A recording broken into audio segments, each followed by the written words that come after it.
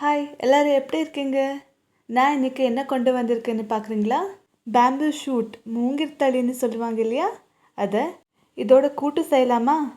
அதுக்கு முன்னால் இதை எப்படி க்ளீன் பண்ணுறதுன்னு பார்க்கலாம். இந்த மாதிரி எடுத்து ஒவ்வொன்றா கட்டு பண்ணணும். அதோட தோலை உரிக்கணும். ஒவ்வொன்றா இந்த மாதிரி கொஞ்சோண்டு அப்படியே லேசாக கட் பண்ணிட்டு ஒவ்வொன்றா எடுக்கணும். பாருங்கள் எவ்வளோ சீக்கிரமாக வருது. ரொம்ப ஈஸி தான், கவலைப்படுறதுன்னு ஒன்றும் கிடையாது. ஆனால் நிதானமாக செய்யணும், கேர்ஃபுல்லாக செய்யணும். பாருங்கள் இந்த மாதிரி ஒவ்வொன்றா கட்டு பண்ணிட்டு அதோட மேலே இருக்கிற சிப்பை இருக்குது இல்லையா, அதை எடுக்கணும். பாருங்கள் எவ்வளோ ஈஸியாக வருது. ஹார்டாக இருக்கும் இல்லையா, அதனால் ஒரு வாட்டி சாக்கோவில் கொஞ்சோண்டு இந்த மாதிரி கட் பண்ணிக்கிட்டு எடுத்தால் கொஞ்சம் ஈஸியாக வரும். ரொம்ப ஸ்ட்ரென்த் போடணுன்னு கிடையாது. பாருங்கள் எவ்வளோ சீக்கிரமாக வருது. இந்த மாதிரி ஒவ்வொன்றா எடுக்கணும். இது ஹெல்த்துக்கு ரொம்ப நல்லது.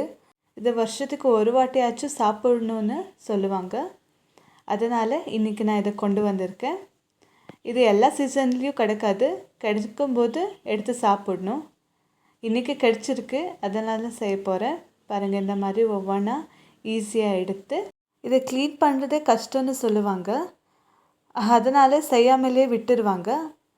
இன்றைக்கி ஈஸியாக எப்படி க்ளீன் பண்ணுறதுன்னு உங்களுக்கு காட்ட போகிறேன். பாருங்கள் இந்த மாதிரி நல்லா எடுக்கணும். ரொம்ப கஷ்டம்னு கிடையாது. முதல் தடவையே நல்லா க்ளீன் பண்ணலாம். ஆனால் கொஞ்சம் டைம் எடுக்கும், பரவாயில்ல. பாருங்கள் இந்த மாதிரி கட் பண்ணிட்டு எல்லாம் எடுக்கணும். இந்த மாதிரி சைடில் இருக்கிற இந்த நார் எல்லாமே எடுக்கணும். உள்ளே இருக்கிறது மட்டும் கட் பண்ணணும். அதனால பாருங்கள் இந்த மாதிரி நல்லா க்ளீன் பண்ணியிருக்கிறேன். பாருங்கள் எவ்வளோ நல்லா வந்திருக்கு. இன்னொன்று சேர்ந்து க்ளீன் பண்ணியிருக்கிறேன். வாங்க எப்படி சாப் செய்கிறதுன்னு பார்க்கலாம். இப்போ மேலே இந்த மாதிரி கட் பண்ணி எல்லாம் எடுக்கணும். ஒவ்வொருத்தரும் ஒரு மாதிரி கட் பண்ணுவாங்க. நான் இங்கே சின்ன சின்னதாக கட் செய்ய போகிறேன். நான் நிறைய பேர் பார்த்துருக்குறேன், அவங்க ரவுண்ட் ஷேப்பில் கட் செய்வாங்க. அந்த மாதிரியும் பண்ணிக்கலாம், இந்த மாதிரியும் செய்யலாம். நாங்கள் எந்த மாதிரி உணவு செய்வோமோ அதுக்கு ஏற்ற மாதிரி கட் பண்ணணும். பாருங்கள் நான் இங்கே இன்றைக்கி கூட் செய்ய போகிறேன். அதனால் சின்ன சின்னதாக இந்த மாதிரி பண்ண போகிறேன். பாருங்கள் இந்த மாதிரி நல்ல சாக்குல இந்த மாதிரி கட் பண்ணிட்டு சின்ன சின்னதாக சாப் செய்யணும். ரொம்ப ஈஸியாக வரும்.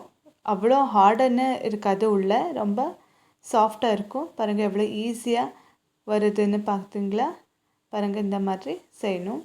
இதை வச்சு நிறைய உணவுகள் செய்யலாம். வடை, பொரியல், கூட்டுன்னு நிறையா செய்யலாம். இன்னும் விதவிதமாக இதில் உணவுகள் செய்யலாம். பாருங்கள் இந்த மாதிரி சாப் பண்ணிட்டு வச்சுருக்கிறேன். இப்போது நான் இங்கே சாப் பண்ணி வச்சுருந்த மூங்கிற்தழியை 3 நாள் வரைக்கும் சோக் பண்ணி வச்சுருக்கிறேன். ஊற வச்சு தினமும் தண்ணி எடுக்கணும், அது மட்டும் மறக்காதீங்க. இப்போது நான் 1 கப் அளவுக்கு கடலையை எடுத்துக்கிறேன். அதையும் சோக் பண்ணி வச்சுருக்கிறேன். இப்போது 1/2 கப் அளவுக்கு துவரப்பருப்பையும் எடுத்து வச்சுருக்கிறேன். இப்போது ஒரு குக்கரில் நாங்கள் சோக் பண்ணி வச்சுருந்த எல்லாத்தையும் போடணும். பாருங்கள் நான் இங்கே மூங்கிற்தழையும் போட்டு கடலையும் போட்டு அதோட துவரப்பருப்பையும் நல்லா வாஷ் பண்ணிட்டு போடுறேன். பாருங்கள் 2 வாட்டி நல்லா வாஷ் செய்யணும், அப்புறம்தான் யூஸ் பண்ணணும். அதோட தண்ணியும் போடுறேன். இப்போது நான் இங்கே 1 ஸ்பூன் அளவுக்கு உப்பை போட்டு 1/4 ஸ்பூனு மஞ்சள். இப்போது மூடிட்டு ஒரு 4 விசில் எடுக்க போகிறேன்.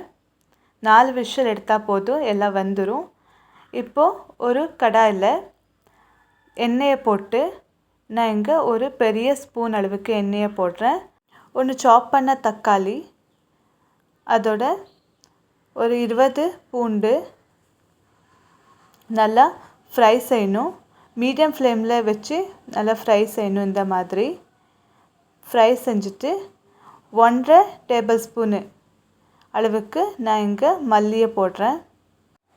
4 க்ளோவ், 2லேருந்து 3 இன்ச்சு சின்னமன் ஸ்டிக்கு போட்டு ஒரு வாட்டி நல்லா ஃப்ரை செய்யணும்.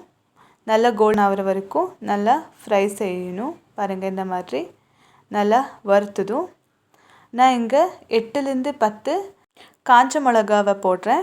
கொஞ்சம் காரம் வேணும்னா இன்னும் 2 சேர்த்துக்கலாம். நான் இங்கே 8 போட்டுருக்கிறேன். காரம் இல்லை வேண்டான்னா 8 போட்டால் போதும். பாருங்கள், இந்த மாதிரி ஃப்ரை செய்யணும். கூட்டுக்கு மசாலா தான் ரொம்ப முக்கியம். எந்தெந்த ஐட்டம் எவ்வளோ போடுவோமோ அந்த மாதிரி டேஸ்ட் வரும். இப்போது நான் இங்கே 2 தக்காளியை போட்டிருக்கிறேன். மீடியம் சைஸு தான். போட்டு மறுபடியும் நல்லா ஃப்ரை பண்ண போகிறேன். பாருங்கள், இந்த மாதிரி ஃப்ரை பண்ணணும். தக்காளி நல்லா சாஃப்ட் ஆகணும். அவ்வளோ வரைக்கும் நல்லா ஃப்ரை செய்யணும். இப்போ தக்காளி கொஞ்சம் சாஃப்டாக வந்திருக்கு. இப்போது 1 கப் அளவுக்கு தேங்காவை போடுறேன். பச்சை தேங்காய் தான், கிரேட் பண்ணிட்டு போடுறேன். அதோட இஞ்சி, கொஞ்சோண்டு புளியும் போடணும். இப்போது இது எல்லாத்தையும் போட்டு ஒரு வாட்டி மிக்ஸ் செய்யணும். அப்புறம் ஃப்ளேம் ஆஃப் பண்ணிட்டு நல்லா கூலானதும் இதை கிரைண்ட் செய்யணும், அரைச்சி எடுத்துக்கணும். இப்போது மசாலாவை குக்கரில் போட்டு நல்லா மிக்ஸ் செய்யணும். தண்ணி நிறைய சேர்க்கக்கூடாது, ஏன்னா கூட்டு கட்டியாக வரணும் இல்லையா, கூட்டு கன்சிஸ்டன்சியாக இருக்கணும் இல்லையா. அதனால் பாருங்கள், இந்த மாதிரி நல்லா மிக்ஸ் பண்ணிட்டு பாருங்கள், இந்த கன்சிஸ்டன்சி இருக்கணும்.